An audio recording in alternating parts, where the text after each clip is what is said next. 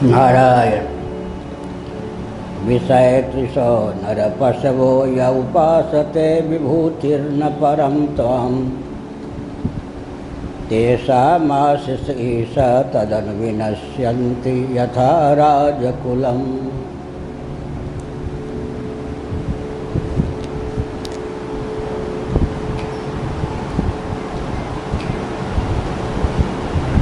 नारायण चित्रकेतु ने देवर्षि नारद की अनुकंपा से संकर्षण विद्या प्राप्त कर भगवान संकर्षण जिन्हें शेषनाग कहते हैं उनकी उपासना की। संकर्षण नाम अनवर्थ है। सामान्य नियम यह है कि एक देवी के गर्भ में कोई बालक या बालिका प्रतिष्ठित हो, उसका जन्म हो जाने के बाद फिर दूसरे बालक या बालिका का उसमें आदान होता है। लेकिन भगवान श्री कृष्ण को अवतार लेने की त्वरा थी। अपने शेषभूत शेषनाग को उन्होंने लीला सुख की अभिव्यक्ति की भावना से अग्रज बनाना उचित समझा। देवकी के गर्भ में सबसे पहले भगवान शेषनाग प्रतिष्ठित हुए, लेकिन योग माया को प्रेरित करके भगवान ने देवकी के गर्भ से कर्षित कर रोहिणी के गर्भ में उस बाल गोपाल को प्रतिष्ठित कर दिया।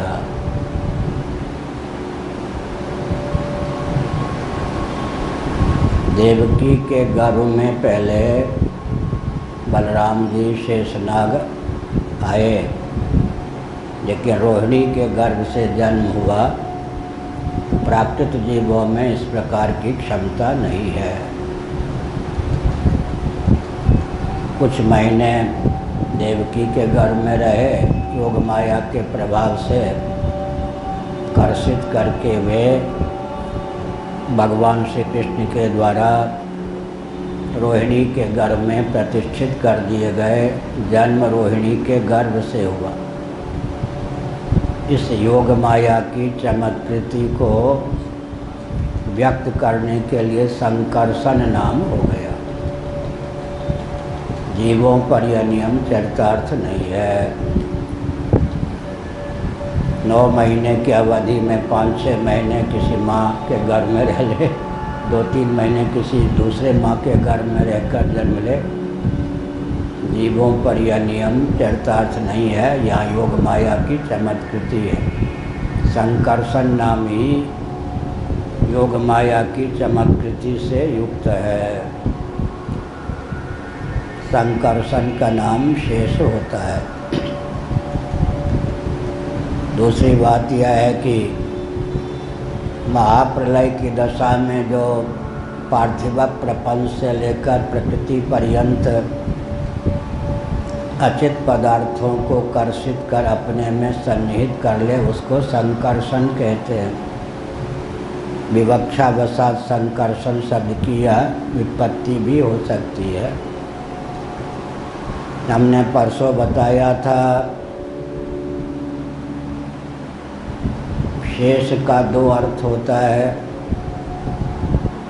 एक अर्थ होता है अंग।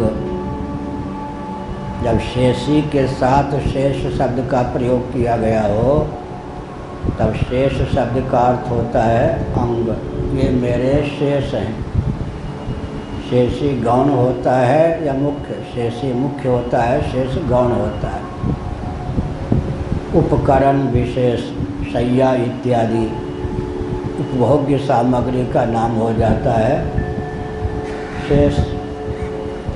दूसरा अर्थ होता है कि कटने पिटने नष्ट होने लीन होने से जो बच जाए जो अनंत तत्व है, जिसका अंत नाश संभव न हो, उसको शेष कहते हैं। गणित में भी शेष शब्द का प्रयोग इसी अर्थ में होता है।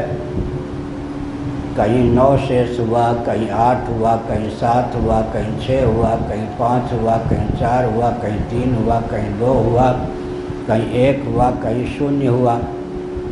अंत में जो शेष बचा वह भी अगर विचार करें तो करते फिरते शून्य के रूप में ही परिणत हो जाता है। 9 से 1 को ऋण कर दिया, 8 ही बच गया। 8 से 1 को ऋण किया तो 7 बच गया। 7 से 1 को ऋण किया तो 6 बच गया। 6 से 1 को ऋण किया तो 5 बचा। 5 से 1 को ऋण किया तो 4 बचा। 4 से 1 को ऋण किया तो 3 बचा। 3 को 1 से ऋण किया तो 2 बचा। 2 से 1 को ऋण किया तो 1। 1 से 1 को ऋण किया तो 0। 9 से 9 का ऋण कर दिया तो 0। 8 से 8 का ऋण कर दिया तो 0। 7 से 7 का ऋण कर दिया तो 0। 6 से 6 का ऋण कर दिया तो 0। 5 से 5 का ऋण किया तो 0। 4 से 4 का ऋण किया तो 0। 3 से 3 का ऋण किया तो 0। 2 से 2 का ऋण किया तो 0। 1 से 1 का ऋण किया तो 0। 0 से 0 का ऋण किया तो 0। शून्य माने निर्विशेषता की अवधि, कटने पिटने से जो शेष रह जाए, इसलिए अंतिम शेष शून्य है। क्योंकि शून्य से भी शून्य का ऋण करने पर एकादि की संपलब्धि नहीं होती, शून्य की ही संपलब्धि होती है। और 1 से 1 का ऋण करने पर शून्य की सिद्धि होती है।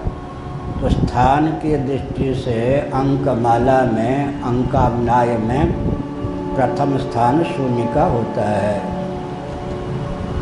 तो शेष का अर्थ हुआ कटने पिटने से अवशिष्ट।